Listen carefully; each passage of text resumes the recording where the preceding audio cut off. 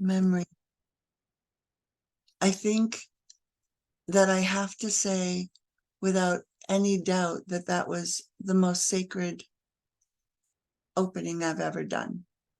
And I think it was, you needed to be here for it to, I don't know, but yeah. So thank you for helping me bring that through, because that was very powerful. I felt it within my whole being. I'm still tingling. So would anyone like to share anything from Thank you that? so much. It was very, very powerful, as you say. Thank you Very, so very much. beautiful. It's wonderful to have you here. Thank you for joining us. Thank you.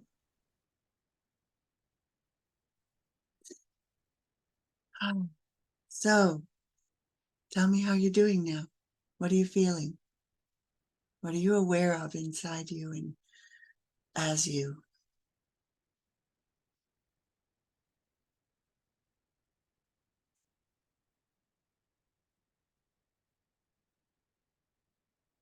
No words.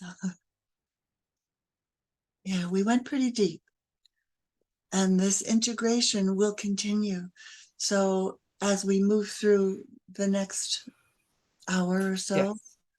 um, I'll just finish this, Roxanne, and then yes, I would love to hear from you. Make sure you drink lots of pure water, purify it, pray for it as you drink it, and be very sweet to yourself. Understand that there is an opening that has happened in you, and you will never be the same. And you really want to honor that as it continues to integrate and be, and I just want to see. I miss that.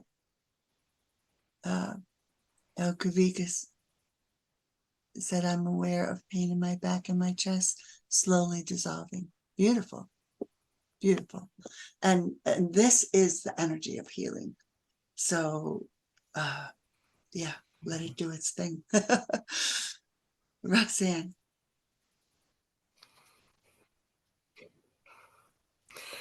Oh, thank you. Maybe that was not meant to be recorded. That's what Uh, there are times when things like that happen. For me, when you said to go into the book, there was a huge golden light.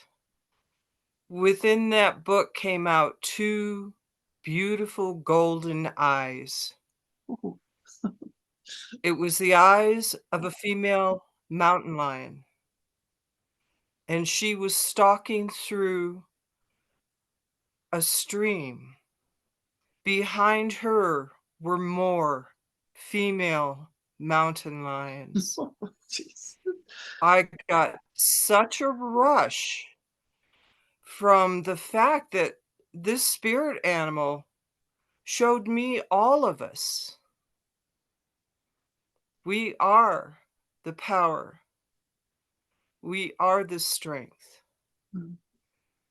Please, women, know that our hearts are open, that we are doing a very big piece of work on this planet right now. And I thank every one of you for opening your hearts for Mother Earth. It is our time. It is. Roxanne, can I ask you, because Simone, I don't know if Simone, if you've seen any of the recordings from any of the other gatherings, but No, it just feels like the words of what you shared yesterday want to be repeated again in this moment. Do you please. have that Unfortunately, available? I didn't have the possibility to watch the other. Okay, then hearing this now will be beneficial to all of us, because we'll be able to take that in at an even deeper level. Are you okay with that, Roxanne? Do you want me to share what I said about the womb? Yes, what you read yesterday during the time we were Okay. together. Yeah, it feels like that. All right. we Yes, need I'll that be more again. than happy to. Oh, thank you. Thank you. Our women have been chosen by the Creator to be the portal between the spiritual and the spiritual realm and the physical realm. We are the only force on earth powerful enough to navigate unborn spirits onto this planet. Women are sacred, as water is sacred.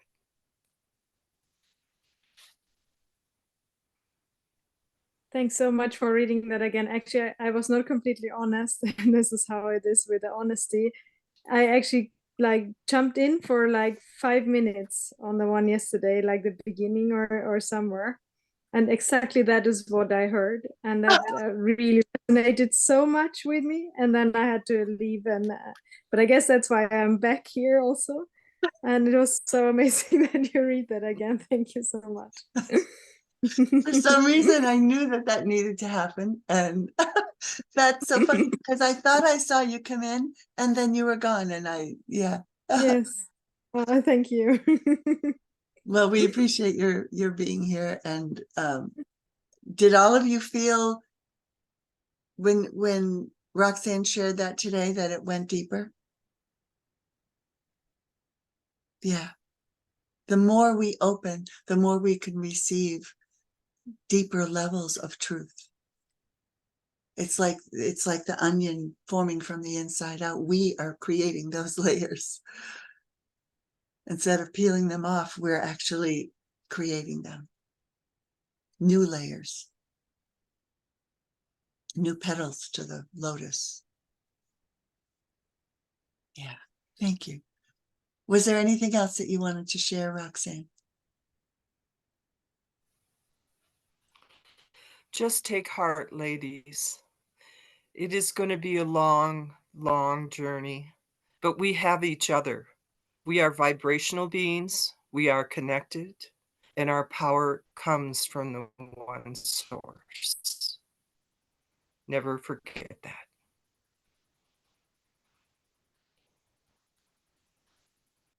That last part that you just said didn't come through, Roxanne.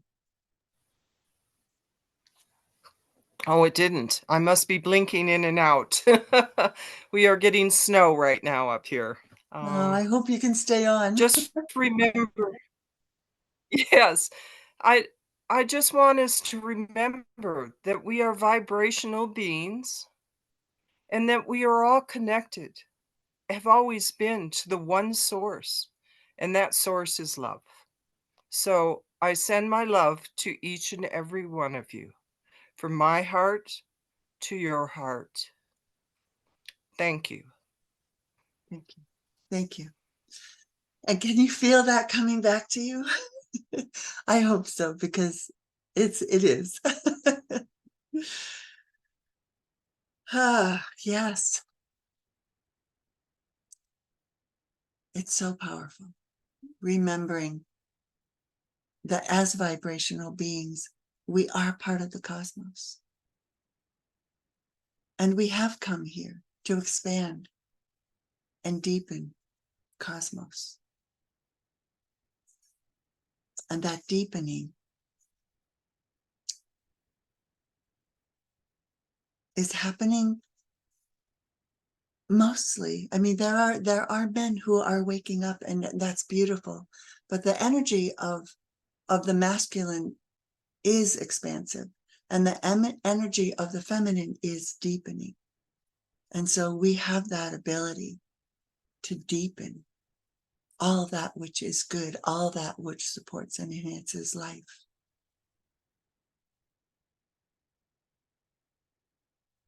And that is our task at this point in time. I don't know if it is the right moment for any questions yet here. Sure. But something I've been going with for a while is that, and many men I listen to is is a lot talk about like the Shiva energy, which is a lot about just staying in the now, in the moment, like this being empty. And it's not so much about the matter or creation, or like, it's more about like the more empty you become, the better.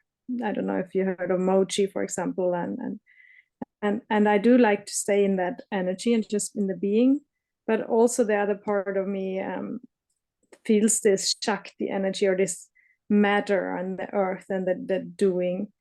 And I wonder if that is a special call also for us women, as you say, with this combination of both, that we are still on earth right now, and we are creating, and we are not just being and sitting in the cave. Thank you If for, anyone yes, thank you for that. has something Because that to. is, I'm sorry, finish. That's all right. I thought you No, were, yes, if anyone has something to add on to, or explain, or well, elaborate. yeah, Yeah. because the thing that is the most exciting about that is that, well, I have a personal experience of this. When I died, I went to the womb of creation. And I wasn't in the womb of creation. I was the womb of creation. Mm. And all of us are. But I was shown that that is who we are. And as much as it looked like empty space, pure darkness, what I knew was that it was full. Mm. The emptiness and the fullness are one, because in that emptiness, in the womb of creation, is where all potential lives. All potential that has ever been and ever will be is filled in that womb, in that space. And that potential is waiting to be birthed into light, as light. And so there is no separation. When you're in that empty space, you can be aware of all of the potential that is there. And you can actually ask to be shown your potential and take it. And this happened while I was the womb of creation. I saw one faint light, and I knew that it was for me. And I didn't have a body, but I saw myself just taking that light into my hand and placing it in my heart. And it just it expanded the infinite being that I already was in there. It expanded it even more. And the next thing I knew, I was laying on a table with beings, beautiful, beautiful beings, healing my body. And the next thing I knew after that, I was back in my car again. And I walked away from an accident that no logical being, I mean, no, not logical being, but no cosmic logic could ever explain, other than the fact that it was meant to be. It wasn't my time. So that firsthand experience of that was given to me for a reason, for this time now. And we can count on that as truth. Does that help? Mhm. Yes, thank you. Thank you for sharing that. Wow. Yeah. It's never either or in a universe that is unified. Mm. It's and. And there's always more. That's the excitement of being alive now. It's like, wow, all that I don't know is, it motivates me to continue to expand, because everything that I'm learning on a day-to-day basis is so inspiring and so exciting.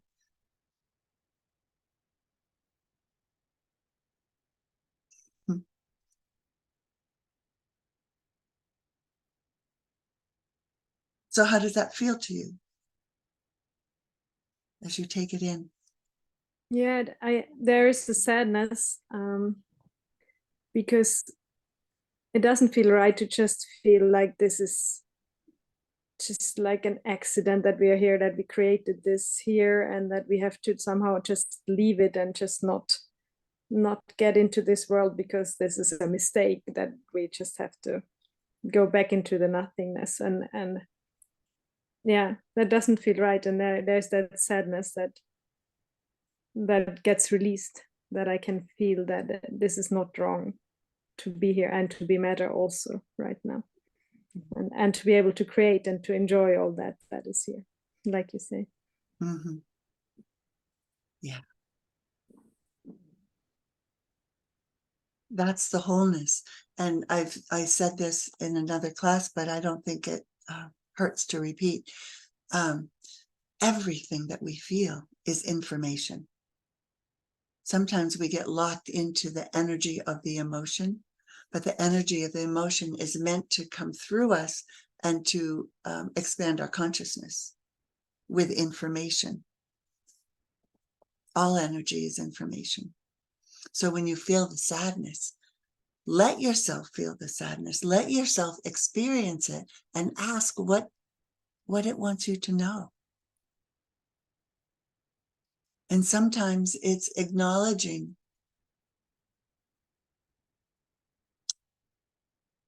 the imbalance so that we can understand the imbalance and bring what is needed to rebalance.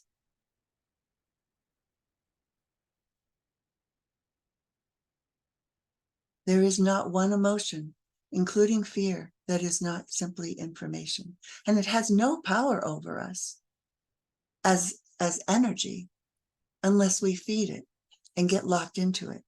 And then it can take over.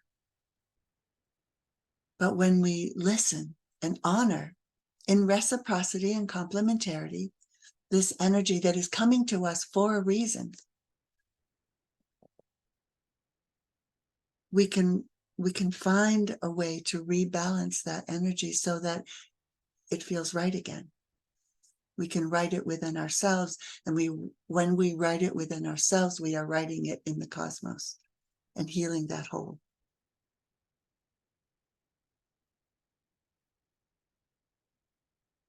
Back into wholeness.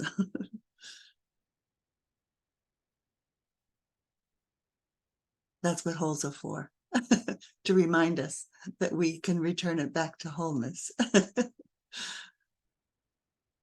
And it's funny that wholeness, even though there's an H on the front of it and it's a different word, wholeness is the opposite of whole. So on that polarity continuum, that's how we bring that polarity continuum in a linear way that we've always seen it, back to full circle, bringing the whole into the wholeness so that it's complete. And that full circle brings us back into unity. We can't thrive in a continuum that is linear. We need the wholeness.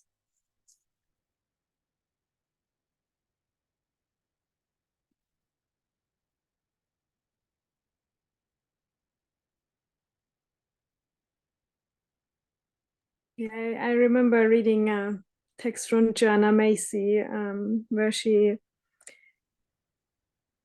tells about the experience that she had sitting at the campfire with another person, and we're talking about what happens in the world, and there was some wars and a lot of things going on, and the other person just said, like, yeah, but why do you even listen to this? It doesn't really matter. It's not real. And she said that for her, being on earth with all her love, that's still also part of her.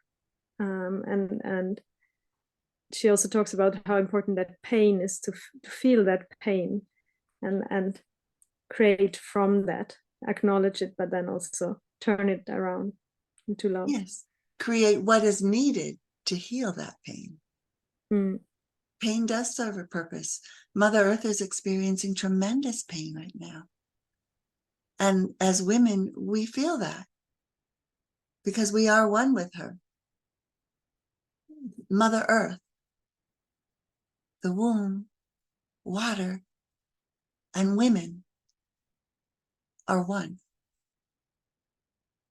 And it is a gift of information to feel that pain from Mother Earth, because she is informing us what is needed to heal not only her, but ourselves and each other.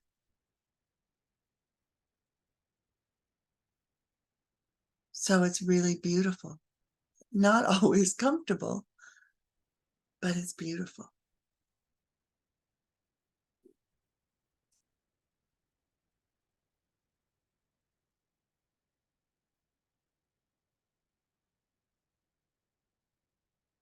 Would anyone else like to add to that or share anything?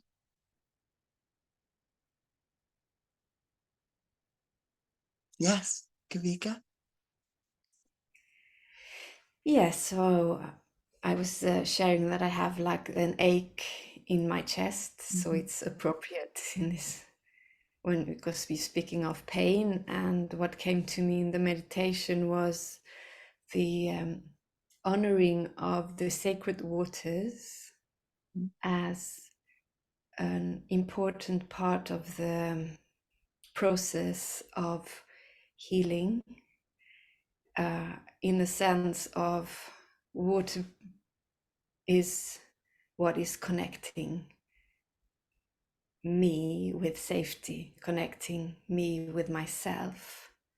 So kind of softening when I have an ache, and if you like imagine that it's a wound that is swollen and fiery and just really crampy, like a little child who is abandoned and is sore and is not wanting to let go. Just being in that traumatic kind of pain, how the waters can soothe that pain, and to make it like to come into it in a soft way of embracing, so that that part, the wound, can feel safe enough to release itself into the fire. For example, if the rage needs to come, to have the water underneath as a connector to the earth and the body and the matter. And how, like in that process, I'm learning that as a dance teacher, how to work with process in this way of bringing in the waters to connect us to the earth, and how that is helping, giving space actually for the wound to release itself. Like also as you were sharing with the roots in the ground, if the soil is hard, you can't pull the root out, but as soon as you water it, and there comes that fluidity, so there will be like not a harmful way of releasing that pain, but in a gentle way where it just happens. So you don't have to try to push it to go away or get rid of it, but like the waters are helping for that creative energy actually to be released. That wound is in itself, I think. So Absolutely. I'm just with that right now in my process of asking the question of what the wound needs, and like the ache, and as I'm speaking it's melting even more. So that thing of connection as well is helping the ache in my chest to be released just by sharing this. So maybe that's what needed to happen for my healing, to share this with you. So yeah, it's amazing. It is amazing. And you shared it so beautifully. Yeah. And also, just to complement that a little bit, take it one step bigger. the energy of water is necessary for birth and for release. Our menstrual cycles, there is water in the blood. The blood is water, is fluid. And that release is a way that women are given to cleanse and purify ourselves on a regular basis in a cyclical mode that aligns with the cycles of the earth and brings us back into unity with the earth. And in the process of gestation, within those waters is a feminine process. And the process of birthing is a masculine process. It requires fire. It requires air to move. Welcome, Nella. Thank you for joining us. So the elements are required for that birthing process. In a beautiful flow that is synchronistic and symbiotic and reciprocal and complementary, all of the original principles are active and alive in the birthing process.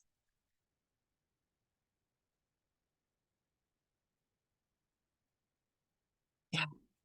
Yes, and when it comes to menopause, because I'm there and my body is there and I feel that heat, Yeah. that fire, and it can become like really rigid and achy, to remember the watering, so that it brings healing to my aching muscles. And Mm.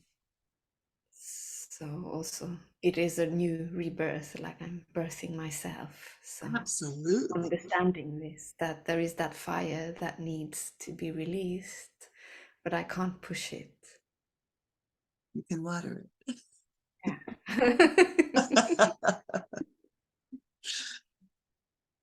Yeah. Ugh.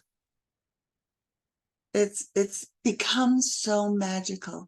We can go from suffering in one moment with new understanding to just pure magic in the next moment. Everything serves a purpose, and everything is information that informs us how to respond by our understanding of what is needed.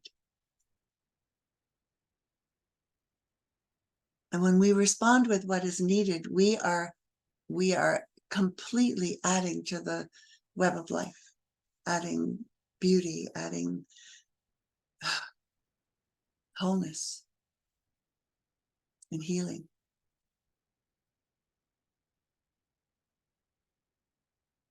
And paying attention to our emotions, paying attention to the communication from our physical body and our emotional body, that is communicating with earth and water. Every time we communicate with our body, when our body shows us pain and we communicate with that, we are communicating with Mother Earth. And every time an emotion flows through us, and rather than trying to resist it, or, even if it's a negative emotion, even if it's a major judgment about something that we're watching, we communicate with that. It's like, okay, why is this coming up? What is it in me that needs to do this? What part of me is adding to the judgment that's happening in the world right now? Why do I want to do that? And we communicate with that flow of emotion. We are communicating with the waters, and we are purifying the waters at the same time, within us and everywhere. It's all one. The waters are the waters, no matter where they are. Yeah. So we are doing ourselves deep justice, and we are doing the cosmos deep justice when we allow those communications and we engage in those communications as intelligent adults,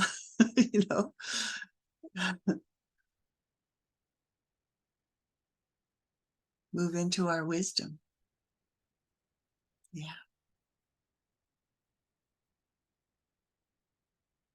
Are you complete, Kavika, for the moment?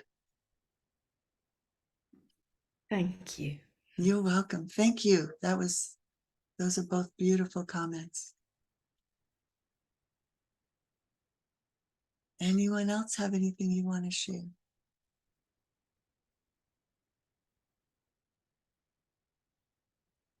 Looks like Sari might be getting ready to share something. I'm not sure. My battery is almost gone, but I might Oh. get a share as well.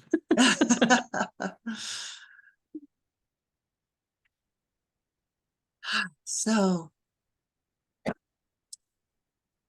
this intimacy is often reflected to us in our relationships. How willing are we to be intimate in our relationship with ourselves? And how willing are we to be in relationship with others, whether it's a life partner or someone else, family member, anyone? And where is the resistance to intimacy in our relationships with self and others?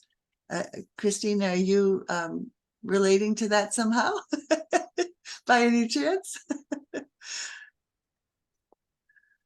I was just reading a comment about preventive tips for menopause. I was like, I don't think you can prevent that from happening. You're gonna go through it. But there are tips that you can give to make the going through it more comfortable and more manageable. Absolutely. And one of the first tips I would put first on the list is to welcome it, because your body is shifting into grandmother energy, into deep wisdom. That's what I missed it.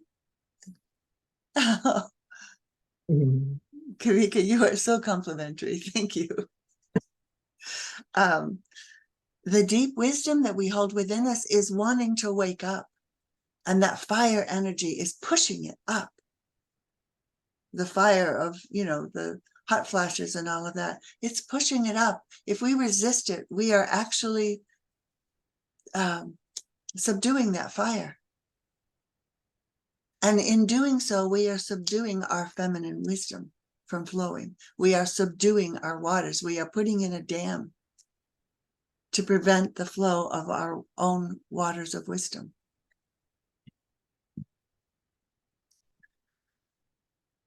And that's not in our best interest.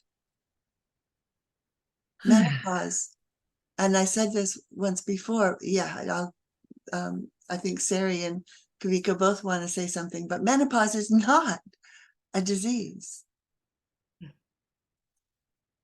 It's not a disease. It is a process of opening. It's like, I don't know what flowers feel like when they open. I'd like to think of it as ease and grace, but there may be a little discomfort as it goes from a tight bud, and letting go of the tightness that keeps that bud tight and protected. It's like letting go of that protection is sometimes painful. You're actually, I think, describing the birthing process as well. So it's a kind of a rebirthing process. Yes. What does it take to birth new potential into the world? Yeah, sometimes it's really uncomfortable. But yet, look what happens when we allow it. That is what menopause is all about. It is another, women are given so many gifts. That gift of what Roxanne shared, of being here for such an important purpose, and being the ones who are able to manifest that purpose, to bring it into life, to birth that process that is necessary to return to love, to return to those origins, those original principles. How much more magical can it get? And we carry that magic. the unicorn, whether the unicorn is masculine or feminine in body, the energy of the unicorn is feminine. And the dinosaurs, all of those beings who have been here in the past and are no longer here. My grandson actually, he was like 5 years old, and we were just having this beautiful conversation. And he goes, "Gee, Ma, if God created all the dinosaurs," and he loved dinosaurs, he was totally into them. He said, "Why are they all gone?" And I was like, "Oh, that's a really good question." And what came to me to say was, well, the dinosaurs had been here for a long time, and they decided that they wanted a chance to be stars. And we were stars. So we got to be born into these bodies, and the dinosaurs got to go be stars. And he was like, cool. So, yeah, that's a logical response in my world, in the world of unicorns. So, oh no. Okay, I'm